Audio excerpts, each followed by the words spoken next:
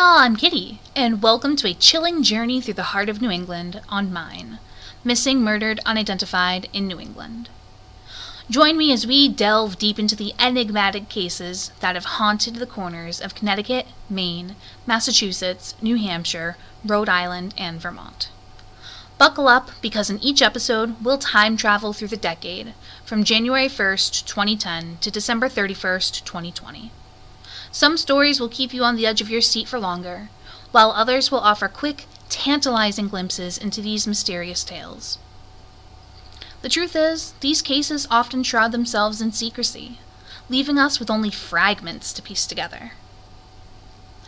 As we embark on this haunting journey, please remember that all the research, storytelling, opinions, and even my inevitable blunders are mine alone. I promise to keep you in the loop with updates and corrections whenever possible.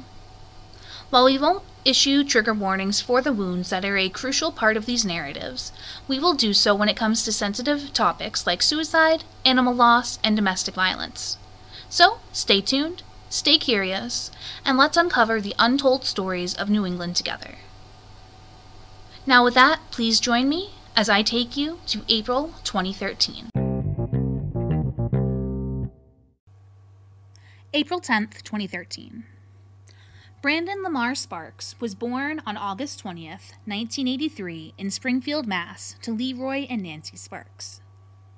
Brandon attended local Springfield schools and graduated from Springfield High in 2002. Known for his iconic fashion of jeans, white tees, baseball caps, and a rainbow assortment of polo-styled shirts, Brandon was into basketball, movies, music, with an eclectic taste, including classics like The Temptations, Spinners, Manhattans, and Gerald Levert.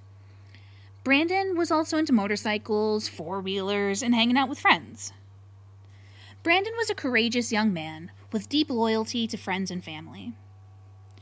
Brandon had a wonderful sense of humor, was the father to a son named Maurice Brandon Tremblay, and was the brother to Leon, Mark, Tanya, and Lauren. Natasha Little was Brandon's companion and adventure buddy. In 2005, Brandon and friend Hassan Duncan were arrested with intent to distribute marijuana and faced those charges another 2 times over the years.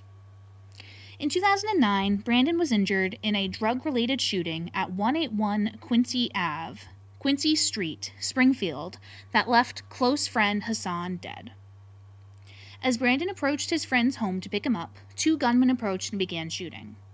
Hassan was shot 1 time in the head and was DOA at the closest hospital, and Brandon was struck in the abdomen and legs. Brandon drove off to a nearby Murphy's Pop Stop, where a kind Samaritan brought him to Mercy Medical Center. This shooting was likely marijuana-related, as there were pre-packaged bags of marijuana discovered in relation to the incident. On the evening of April 10th, 2013, Brandon and an unidentified man were sitting in Brandon's Acura at either 121 or 123 Kent Rd Springfield, Mass. At 11:50 p.m. A gunman crept up out of nowhere and demanded Brandon get out of the car. Brandon refused and was shot where he sat. The other man fled the scene when the shooting began.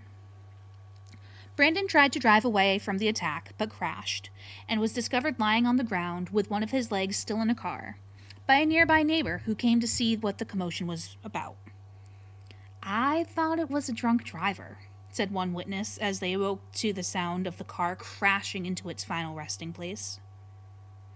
There were 5 bullet holes in total, 4 in the driver's side window, and 1 in the right rear window.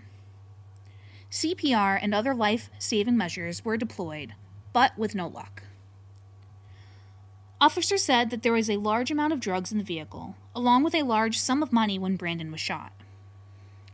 I am curious as to what a large amount of drugs or money consists of, because ambiguous language like that leaves the facts up to interpretation and intent, really annoys me.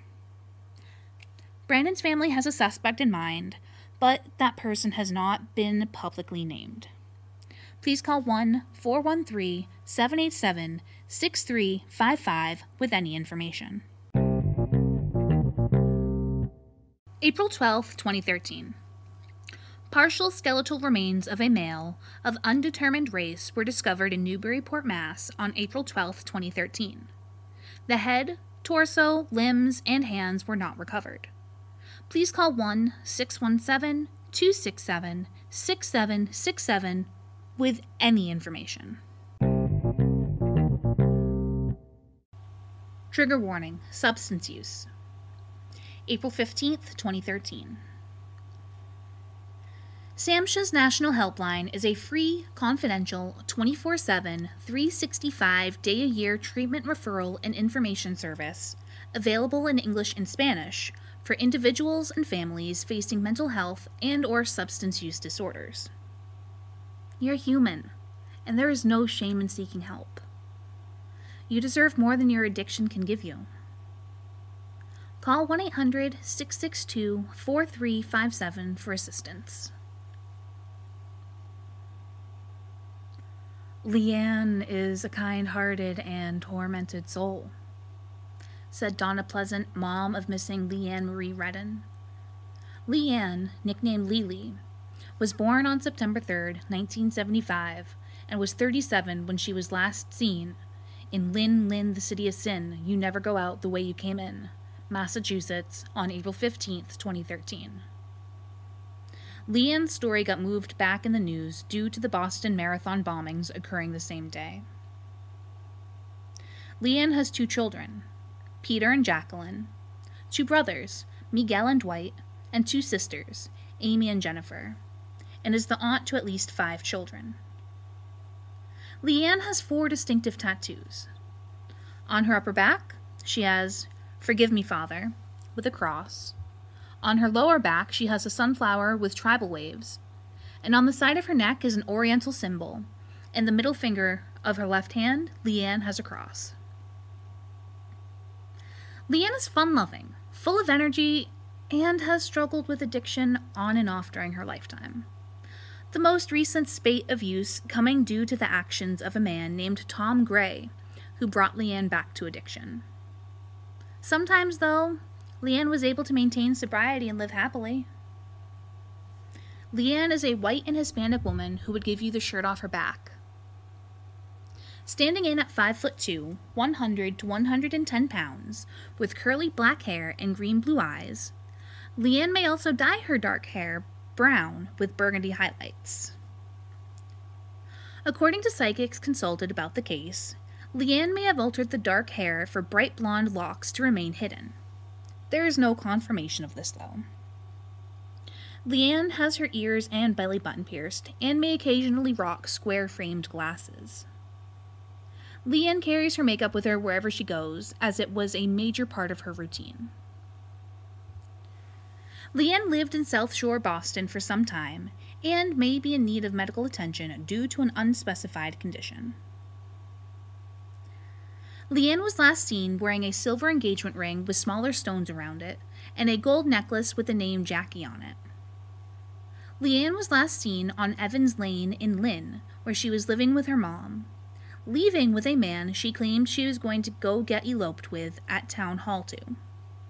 This friend, Jeff Rock, who was investigated twice by police, and who served time at one point for murder, later claimed that he did not know Leanne's whereabouts, and has since passed away of an overdose as of December 12, 2013.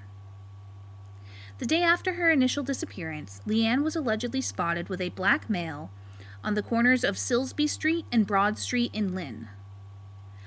This is an unconfirmed sighting, as well as the sighting at George's Roast Beef. According to Leanne's mom, Leanne left for hours or days at a time, but even if Leanne wanted to leave for good, she would not have left her daughter behind. She loved her daughter and was a good mom.